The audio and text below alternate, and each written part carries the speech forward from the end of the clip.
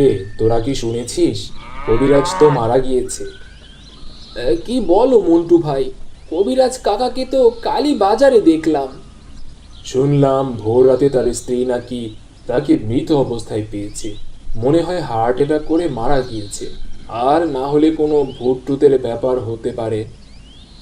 হ্যাঁ, তা হতে পারে। সারাক্ষণ ভূতের সাথেই তো তার কারবার। একটি শোক সংবাদ, একটি শোক সংবাদ। গত রাত 4 ঘটিকায় আমাদের গ্রামের কবিরাজ মশাই বার্ধক্যজনিত কারণে ইন্তিকাল করিয়াছেন। ইন্না লিল্লাহি ওয়া ইন্না ইলাইহি রাজিউন। মরহুমের জানাজার নামাজ পরবর্তীতে জানিয়ে দেওয়া হবে। মন্টু ভাই, তুমি তো ঠিকই বলেছ। লোকটি মানুষের অনেক উপকার করেছে। এখন এই গ্রামে আর কোনো কবিরাজ না থাকলে কেমন হবে বলো তো? মারা যাওয়ার আগে কাউকে শিখিয়ে যাওয়া উচিত ছিল। বন্ধু, চল বাসায় যাই। হ্যাঁ, চল।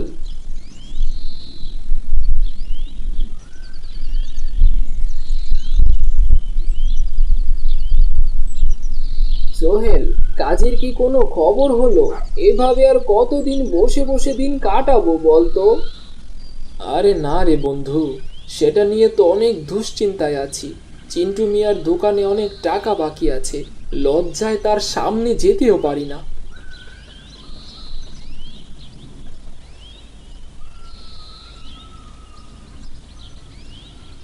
আচ্ছা শোন, আমি এখন যাই। কোনো কাজের খোঁজ পেলে আমাকে জানাবি কিন্তু। হ্যাঁ রে বন্ধু, অবশ্যই অবশ্যই তোকে জানাবো। যা।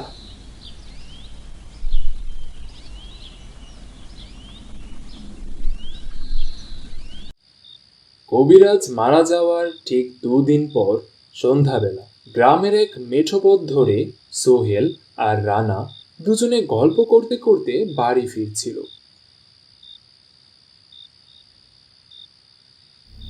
তারা হঠাৎ লক্ষ্য করলো একটি গাছের নিচে একজন লোক চাদর মুড়ি দিয়ে আছে।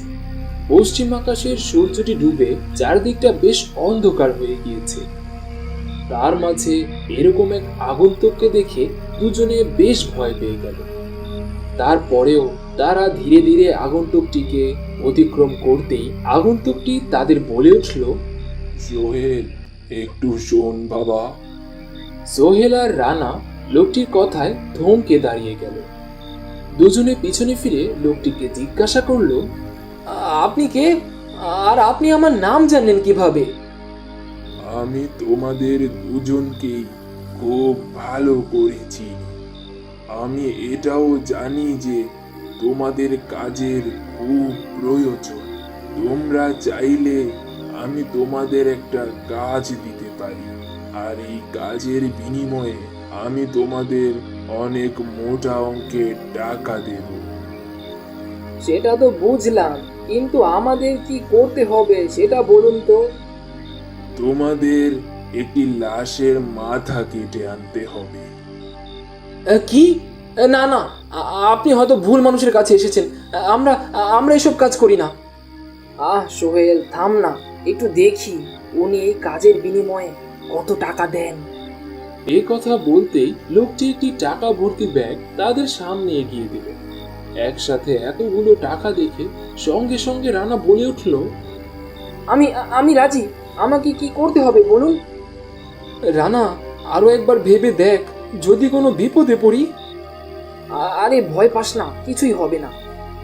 তোমাদের কবিরাজের মাথাটাকে কেটে আনতে হবে, আর এই কাজটি আজকেই করতে হবে, কারণ আজ অমাবস্যার রাত, আর আমার মাথাটি আজকেই প্রয়োজন। ঠিক আছে ঠিক আছে, হয়ে যাবে কাজটা। এই নাও, তোমরা দুজনে টাকাগুলোকে ভাগাভাগি করে নিয়ে নাও। আর হ্যাঁ, মাথা কেটে এনে আমার সাথে এখানেই দেখা করবে। আমি তোমাদের দুজনের অপেক্ষা করব। কথাগুলো বলে লোকটি উল্টো পথ ধরে হেঁটে অন্ধকারের মধ্যে চলে গেল।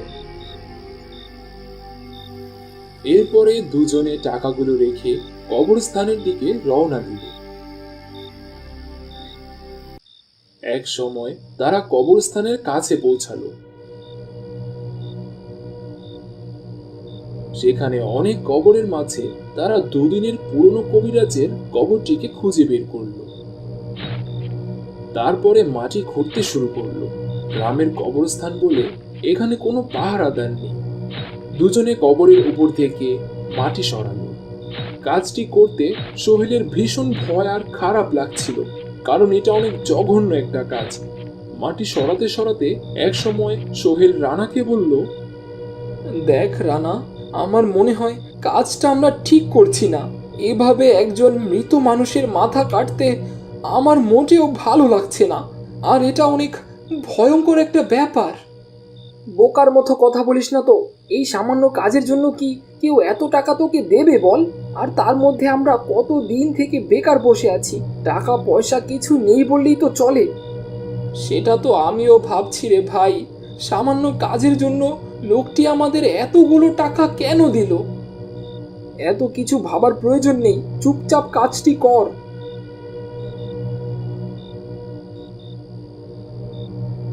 এক সময় তারা লাশটিকে খুঁজে পেল।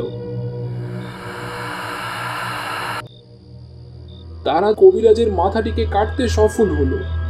মাথা কেটে নিয়ে দুজনের সামনে তাকাতেই তাদের পায়ের নিচের মাটি সরে যাওয়ার মতো অবস্থা হয়েছে। সামনে কবিরাজের মাথাবিহীন দেহটি দাঁড়িয়ে আছে। আমার মাথা আমাকে ফিরিয়ে দে, দয়া করে আমার মাথা আমাকে ফিরিয়ে দে। ভয়ে সোহেল মাথাটি কবিরাজের দিকে এগিয়ে দিতেই রানা বলে উঠল, সোহেল, কি করছিস? পাগল হলি নাকি? মাথা ফিরিয়ে দিলে তো সে তোকে মেরে ফেলবে। চল চল চল, তাড়াতাড়ি পালা এখান থেকে। এই কথা বলে দুজনে প্রাণপণে ছুটতে লাগলো।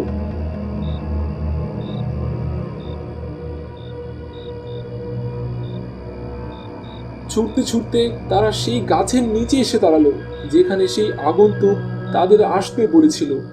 দুজনে গাছটির কাছে এসে হাঁপাতে লাগলো। তারা দেখলো সেখানে সেই আগন্তুকটি নেই।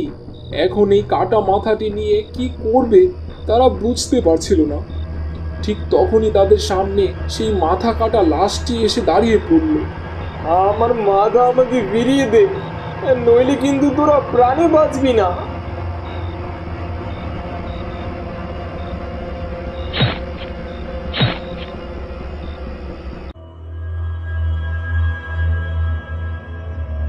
পরের দিন সকালে গ্রামের মানুষ রাস্তার পাশে মাথা কাটা দুটো লাশ খুঁজে পায়। লাশ দুটির মাথা ছিল না বলে কেউই তাদের চিনতে পারল না। আর সেই আগন্তুকও আর ফিরে আসেনি। আসলে কে ছিল সেই আগন্তুকটি, তা যেন এক রহস্য রয়ে গেল।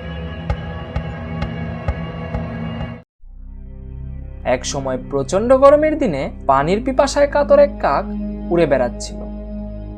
অনেকক্ষণ ওড়ার পর ক্লান্ত হয়ে তৃষ্ণার্ত হয়ে পড়ল।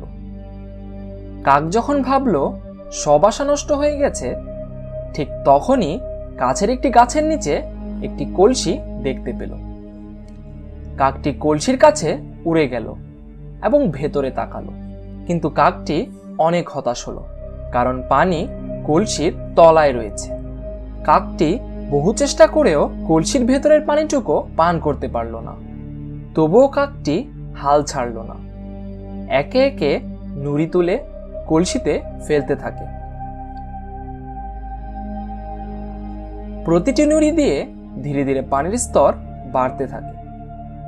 কিছুক্ষণ পরে জলের স্তর এমন পর্যায়ে উঠেছিল যে কাকটি সেখানে পৌঁছাতে পারে। কাক তার মনের আনন্দে পানি পান করে সেখান থেকে উড়ে গেল।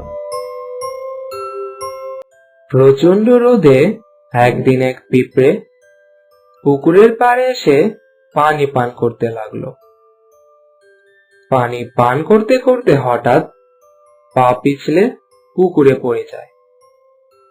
পিঁপড়েটি পানির স্রোতে ভাসতে থাকলো। একটি কবুতর তা দেখতে পেল। তারপর সে পিঁপড়ের সামনে একটি গাছের পাতা ফেলে দিল। পিঁপড়ে সেই পাতায় চড়ে বসে প্রাণে বাঁচল। পিঁপড়েটি পাড়ে এসে কবুতরটিকে ধন্যবাদ জানালো।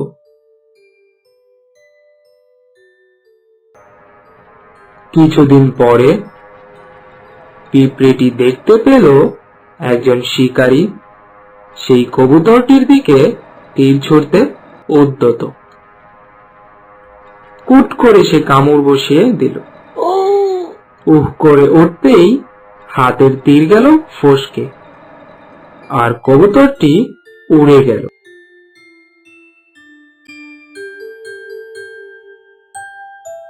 Thanks for watching and don't forget to subscribe.